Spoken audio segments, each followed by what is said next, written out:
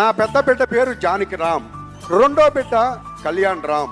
ఈ రెండు పేర్లు మా నాన్నగారు పెట్టి, ఇక నా బిడ్డల తరం వచ్చినప్పుడు నేను వెళ్ళి నాన్నగారు మీరే పేరు పెట్టాలి అని.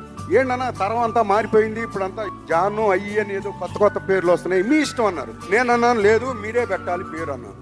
అన్నప్పుడు జానకి రామ్ అని పెట్టారు, మరి కళ్యాణ్ రామ్ పెట్టారు. ఇక సరే ఇక జూనియర్ కి నేను తారక రామ్ అని పెట్టా. ఎందుకంటే పెద్దవాళ్ళు ఇద్దరు పేర్లు రాములే కాబట్టి ఈయనకి తారక రామ్ అని పెట్టారు. ఒకసారి నాన్నగారు అడిగారు విశ్వామిత్ర షూటింగ్ ముందు, నానా ఏం చేస్తున్నాడు మీ మూడోవాడు అన్నారు. ఏం చేయటం చదువుతున్నాడు కదండి అన్నారు. సరే తీసుకురా అని అన్నారు. సరే తీసుకురావడం జరిగింది. తీసుకొచ్చిన వెంటనే పై నుంచి కిందకి చూశారు, బానే ఉంది, వెరీ గుడ్. నీ పేరేమిటి అని మళ్ళీ తన్ను అడిగారు, నన్ను అడగల.